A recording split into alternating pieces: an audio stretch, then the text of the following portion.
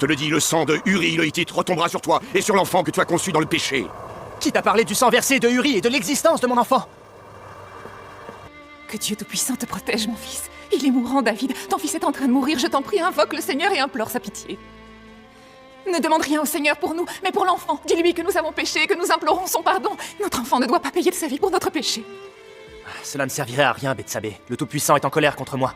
Il ne me parle plus et il n'écoute plus ma voix. Mais il reste quelqu'un sur la terre d'Israël qui l'écoute encore et qui accepterait peut-être de lui parler en notre nom. Nathan, j'ai péché contre la loi du Seigneur. Nathan, j'ai péché. Tu verseras de nombreuses larmes, mon fils, mais le Tout-Puissant entendra ta supplique et il te pardonnera ton péché. Qu'arrivera-t-il à mon fils né de Bethsabée? Bethsabée t'a donné un enfant qui n'est pas vigoureux et il mourra, car telle est la volonté de notre Seigneur.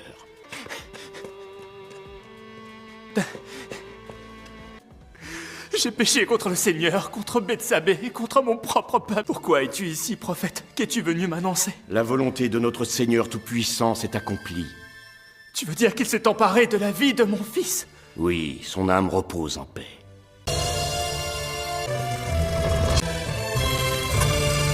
Je veux que la ville des Philistins soit entièrement rasée.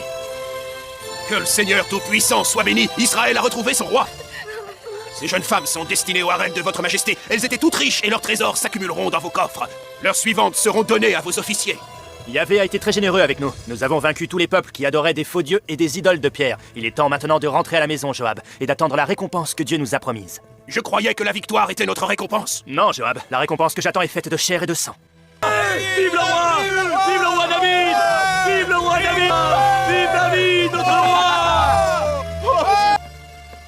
Mon fils. Vive le roi David! Vive David, notre roi! Vive notre roi! Emmenez Salomon à la source du Gion et sacrez le roi d'Israël et de Judée.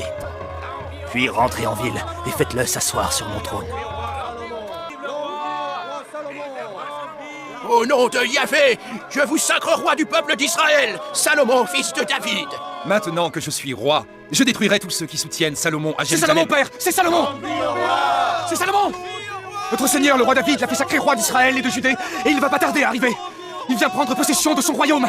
Il est escorté par la garde royale. Le peuple l'acclame, père. Il a 1 millier d'hommes à ses côtés. Père, il faut partir. Allons-en, avant qu'il n'arrive. Ah, non! Mon père m'a trahi. Salomon, c'est Salomon le roi. J'aurais dû le tuer il y a longtemps. Salomon, le roi consacré au nom de Yahvé, devint l'héritier légitime de David et le souverain de son royaume. Le roi David, usé par les guerres, finit par mourir. L'avènement de Salomon fut comme un nouveau printemps. Salomon retourna à Jérusalem. Là-bas, l'ambassadeur du roi de Tyr l'attendait. Parle. Sa Majesté, mon Seigneur Hiram, roi de Tyr, se réjouit car Yahvé vous a fait succéder à votre père David, qui était un ami et un allié. Je te remercie. Mon roi tient à ce que vous sachiez qu'il est à vos côtés. Il est disposé à vous venir en aide, quels que soient vos besoins. Je te remercie et je remercie ton roi. Je t'ai fait venir car j'ai besoin de son aide. Je vous écoute. Mon roi fera tout son possible pour vous satisfaire. Je veux construire un temple pour Yahvé. On y placera l'arche d'alliance. C'est ce que mon père David aurait fait s'il en avait eu le temps. Dites à votre seigneur de faire couper les meilleurs cèdres et cyprès du Liban. Je paierai le prix qu'il faudra. Mon seigneur sera heureux de satisfaire à vos exigences. Les serviteurs du roi couperont les cèdres et les cyprès pour vous. Ils les descendront du Liban à la mer, puis nous les expédierons en radeau jusqu'à votre royaume, dans le lieu exact que vous m'indiquerez. Salomon est heureux car Hiram, le roi de Tyr, tient sa promesse. Le nom de ton roi sera certainement béni à jamais. Salomon va construire le temple de Yahvé, l'unique Dieu, le créateur du paradis et de la terre.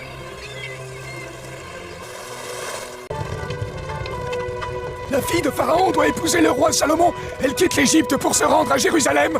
Elle vénérera un autre dieu. Toujours rien à l'horizon, Majesté. Une question me brûle les lèvres. Pourquoi voulez-vous épouser une Égyptienne?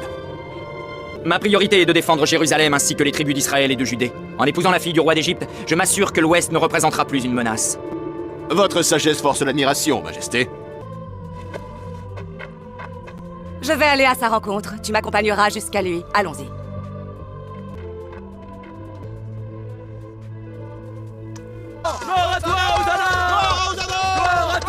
Salomon offrait à Dieu des sacrifices et immolait ses offrandes sur l'autel du Seigneur. Il brûlait également de l'encens pour lui. Jour après jour, il régnait avec sagesse et un grand sens de la justice. Le peuple l'adorait. Eh bien, dites-moi quel est votre problème. Pour quelle raison vous présentez-vous aujourd'hui devant votre roi? Monseigneur, cette femme et moi vivons dans la même maison. Nous venons chacune d'avoir un bébé. Elle a perdu son fils qui est mort au milieu de la nuit et elle l'a échangé avec le mien. Elle a osé me voler mon enfant. Ne l'écoutez pas. Ce bébé est le mien, je vous jure. C'est le sien qui est mort cette nuit. Elle vous ment. Elle ment. Notre Dieu l'Éternel m'en est témoin. Tu m'as pris mon fils, tu dois me le rendre. Oh, tais-toi, tout le monde sait que tu es une pécheresse. Laissez-moi garder cet enfant. C'est moi sa mère. Alors tu dis que ton fils est en vie et que cette femme te l'a volé pour remplacer le sien. Et bien sûr, il n'y a pas de témoin. Non, c'est vrai, il n'y a pas de témoin. Notre Seigneur Tout-Puissant punira cette sale menteuse. Prenez l'enfant. Tenez. Maintenant, prends ton épée et ne pose pas de questions. Fais exactement ce que je te demande. Non! Qu'est-ce que vous allez faire, Monseigneur? On va couper le bébé en deux. Vous repartirez avec une moitié chacune. Non! Ne le tuez pas! Je vous en supplie, Majesté, donnez-lui le bébé! Je ne veux pas qu'on tue mon fils, non! Dieu te bénisse, tu es la mère de cet enfant. Je le sais parce que tu voulais qu'il vive. Quant à toi qui as osé mentir devant ton roi et devant Dieu, je ne veux plus jamais te revoir. Vous connaissez la reine de Saba? Eh bien, elle va nous recevoir. Tu crois qu'on nous laissera entrer, nous aussi? Bien sûr, vous n'êtes pas mes serviteurs. Vous êtes mes enfants. Je l'ai acheté pour vous à un tisserand de Damascène. Maintenant, si vous me permettez, Majesté, je vous ai tout montré et vous m'avez dit avoir tout trouvé à votre goût, mais je ne sais toujours pas ce que vous souhaiteriez m'acheter. Tu m'as l'air bien gourmand et impatient, mon ami. J'achète tout. Suis-moi. Tu as vu ce temple à Jérusalem? Merveilleux, merveilleux. Il n'y a rien de pareil dans le monde entier. Le Dieu d'Israël s'est transformé en nuage et s'y est installé. J'étais là-bas l'autre jour et j'ai vu le nuage. C'est prodigieux. Et le roi Salomon, est-ce que tu l'as vu de près? De très près, en effet, alors que je lui rapportais de Grèce des instruments de musique très précieux. Il les essaya avant de tous les acheter. C'est un homme sage qui a le sens de la justice. On dit que son physique est particulièrement agréable. Il est grand, fort, et en plus, il est généreux. J'ai entendu dire qu'il était très riche. Son règne s'étend de la terre des Philistins jusqu'à l'Égypte, et il fait de très bonnes affaires. Jugez plutôt. Toutes ces femmes et concubines doivent-elles vénérer son Dieu? Non, elles peuvent s'isoler et prier leur propre Dieu. Alors, est-ce qu'elles sont aussi belles qu'on le raconte? Il les choisit aussi pour leur intelligence. Son Dieu Yahvé lui a fait don d'une sagesse exceptionnelle. Salomon connaît la course des étoiles et les lois de la nature. Il a écrit des milliers de proverbes et compose des hymnes et des poèmes. Il sait mieux que personne jouer de la cithare et de tous les instruments. Et aucun ennemi ne l'a jamais vaincu. Ce sont les soldats de Salomon. Ils viennent vous saluer en son nom. Hosanna! Hosanna! Hosanna! Hosanna! Hosanna! Les anciens ainsi que le peuple de Jérusalem célébrèrent la visite de la reine de Saba. Vous voyez, ma reine, voici le temple de Yahvé. Comment imaginer qu'un roi puisse construire un aussi beau temple pour son Dieu? Tenez, ceci n'est qu'un modeste présent de la reine de Saba pour le temple du Dieu d'Israël. C'est avec un grand plaisir que nous l'acceptons. Ma reine, vous êtes tellement belle. Je n'ai jamais vu parmi les filles d'Israël une femme plus jolie que vous. Je vous assure, Salomon, que ma beauté n'est rien comparée à votre sagesse.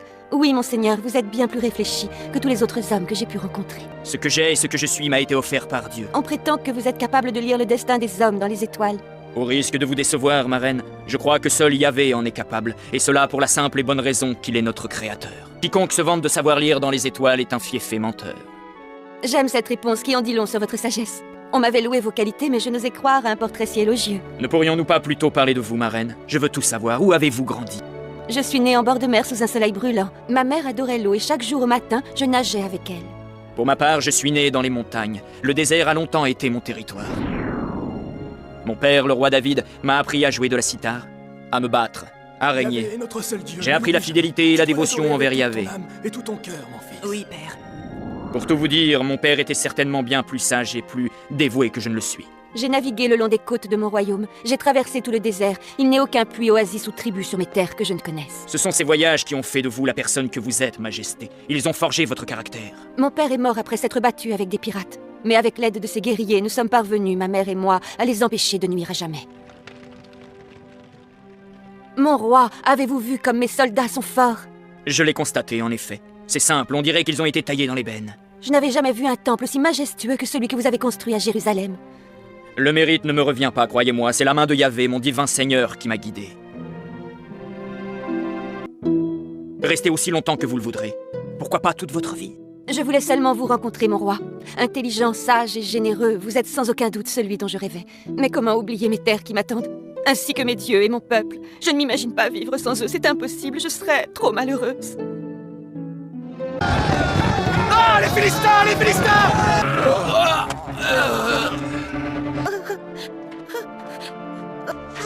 Isaac! Maman! Trésor, viens dans mes bras! C'est terrible et ils ont emmené tout le monde. Désormais, le chagrin ne nous quittera plus, j'en ai peur.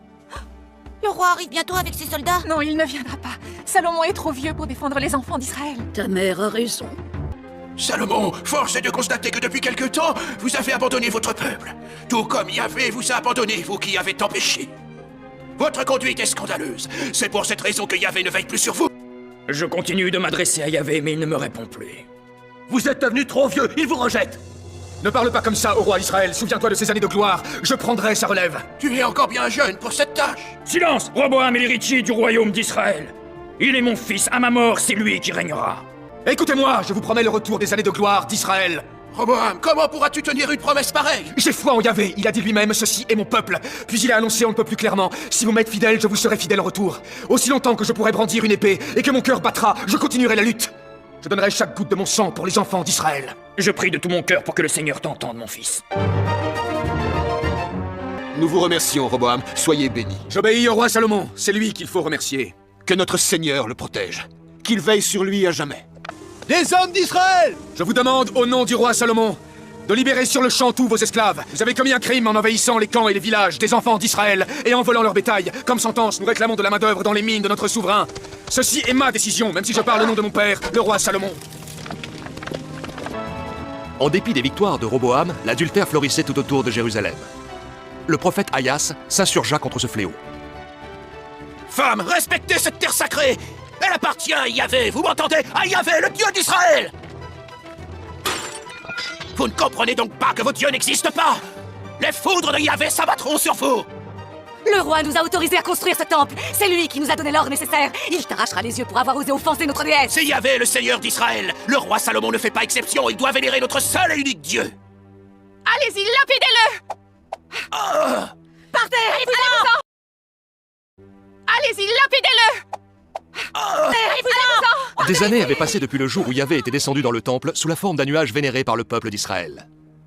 Le roi Salomon a vieilli, et les femmes étrangères qui l'entourent ont corrompu son cœur. Aïas, le prophète. C'est notre Seigneur qui m'envoie. Il veut que tu entendes sa voix. Je respecte Yahvé, l'unique créateur. C'est pourquoi je vous écoute avec la plus grande attention. Tu es l'un des nombreux enfants de Yahvé. Tu dois te battre contre ses ennemis. Quant à Salomon, il a abandonné notre Seigneur.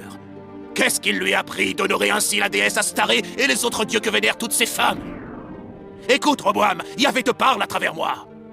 Ton père était brave, sage, droit. C'était un saint. Celui qu'autrefois j'ai choisi pour construire mon temple s'est égaré. Il ne respecte plus mes commandements. Il m'a trahi. Mais parce que tu m'es fidèle, Roboam, je veux que tu saches que je ne reprendrai pas le royaume que je lui ai offert. J'ai entendu ces paroles divines. Je resterai fidèle à notre Dieu. Béni soit son nom. Voilà les femmes de mon père qui vénèrent leur propre Dieu. Ah!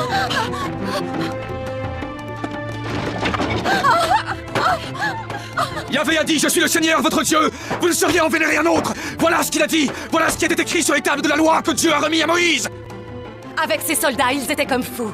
Il nous a dispersés et a détruit le temple de nos dieux. Il obéit aux lois de Yahvé. Mais vous étiez d'accord pour que vos femmes continuent de vénérer leur propre Dieu, pourvu qu'elles le fassent hors de Jérusalem. C'est ce que nous faisions. Ce sont les règles de Yahvé. Il est bien temps de vous en souvenir. Vous devenez vraiment séniles.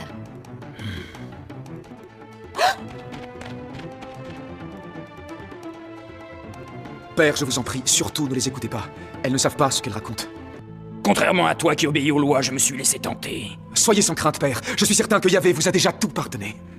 J'aimerais tant que ce soit vrai, mon cher fils. Quant à toi, je ne veux plus te voir, jamais. Oh, toi aussi, tu es tenu d'obéir aux règles du roi. Tu n'as plus rien à faire ici.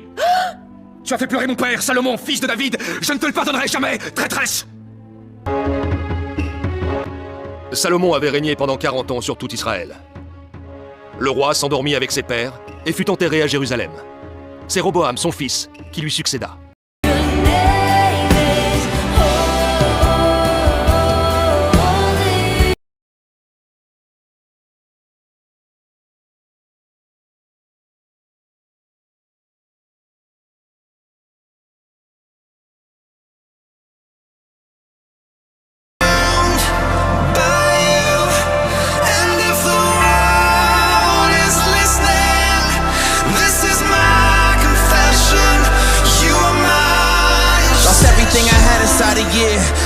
up, I lost a lot of tears. Spoke up about the things I saw outside.